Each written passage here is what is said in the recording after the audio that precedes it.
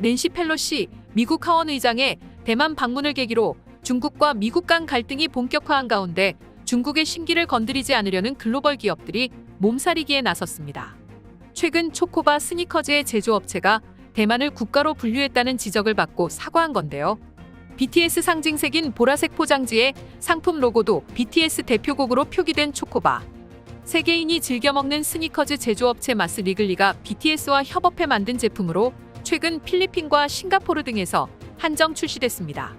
이 제품은 현지 소비자에게 인기를 끌었는데 중국인들 사이에는 불매운동 조짐이 일고 있다고 합니다. 해당 업체가 한국과 말레이시아, 대만 제품의 출시를 앞두고 홍보 영상을 공개하면서 각 나라의 국기 옆에 대만의 청천백일기를 게재한 겁니다. 이를 본 중국 누리꾼들은 대만을 한국, 말레이시아와 같은 국가로 분류한 것이라면서 하나의 중국 원칙에 어긋났다고 비난했는데요. 논란이 SNS를 통해 확산하자 업체 측은 사과 성명서를 즉시 공개하고 중국의 국가 주권과 영토 무결성을 존중하며 현지 중국 법률과 규정을 엄격히 준수해 사업을 운영할 것이라고 머리를 숙였습니다. 또 문제로 지적된 대만을 국가로 표기한 홍보물을 모두 삭제하고 정정했습니다. 하지만 업체 측의 빠른 대처에도 불구하고 논란은 쉽게 가라앉지 않고 있습니다. 중국 공산당 기관지 관찰자망이 이번 사건에 대해 미국 초코바 스니커즈가 해외에서 출시한 제품에 대만을 국가로 분류해 판매하고 있다면서 논란에 불을 붙였기 때문입니다. 해당 매체는 스니커즈를 소유한 마스 리글리가 스니커즈 외에도 트윅스, 스키틀즈, 밀키웨이 등을 판매하고 있다고 보도했고, 이를 접한 중국 누리꾼들은 이 업체 소유의 식품들에 대해 보이콧해야 한다는 목소리를 내고 있는 상황입니다. 현재 중국 누리꾼들은 매년 수백 개 이상의 스니커즈를 구입해 먹길 좋아했지만 이번 일로 스니커즈는 재구매할 일이 없어졌다. 업체가 의도했든 무의식적으로 했든 대만을 국가로 표기한 것에 대해 무거운 처벌을 내려야 한다.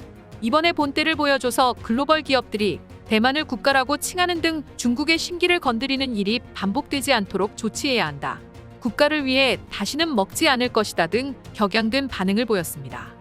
결국 중국 당국이 이번 사태에 기름을 부은 것으로 보이는데요. 여기에 더해 최근 애플이 대만 협력업체들의 원산지 표기를 수정할 것을 요청한 것으로 알려지면서 스스로 먼저 중국 눈치를 보는 모습이 포착됐습니다. 니케이 아시아에 따르면 얼마 전 애플은 대만의 부품 제조업체들의 타이완, 중국의 타이베이 등으로 원산지를 표기할 것을 요구했습니다. 애플은 대만에서 아이폰용 부품을 중국으로 보내 조립하는데요. 이는 펠로시 하원 의장의 대만 방문으로 촉발된 미중 갈등이 무역 장벽으로 번져 올가을 아이폰 14 신제품 출시에 차질을 빚을까 염려에 내린 조처로 보입니다. 앞서 블룸버그 통신은 중국 세관 당국이 수입품 원산지 표기 규제를 강화하기로 했다고 전했었는데요. 보도에 따르면 중국 정부는 앞으로 원산지의 중화민국으로 표기된 상품은 중국 시장에 진입하지 못할 것이라고 알려온 것으로 전해집니다. 대만을 하나의 중국 원칙 아래 자국 영토로 간주하는 중국은 2015년부터 원산지 표기 규제를 시행해왔는데 최근 들어 한층 더 엄격해졌습니다. 업체 관계자들은 중국이 대륙에서 대만 제조 상품을 없애려 하고 있으며 라벨에서 하나의 중국 원칙을 관철시키려 하고 있다고 말했습니다. 앞으로 원산지 표기법을 준수하지 않은 상품은 중국 당국에 몰수될 것이기 때문에 수출 업체들은 중국 눈치로 일찌감치 포장지 문구 수정에 나설 것으로 보이는데요. 과거에도 중국은 자국에 취항하는 44개 외국 항공사를 상대로 웹사이트에서 대만을 국가로 표시하지 말 것을 요구했었습니다. 또 호텔 JW 메리어트와 의류 브랜드 자라에 대해 대만과 티베트를 별도의 국가로 표기했다는 이유로 항의했고, 이들 기업은 결국 공개 사과했습니다. 이렇듯 문제는 중국이 정치적인 이유로 상품을 불매운동하거나 압박을 준 게 한두 번이 아니라는 점인데요. 실제로 얼마 전엔 중국 정부가 자국에서 벌어진 외국 기업 불매운동 가운데 3분의 1에 직접 관여한 정황이 있다는 보고서가 나와 충격을 줬습니다. 스웨덴 국립중국센터 보고서에 따르면 미국, 일본, 프랑스, 독일, 한국 기업 순으로 보이콧 사례가 많았으며 한국은 기업 6곳이 피해를 당한 것으로 나타났습니다.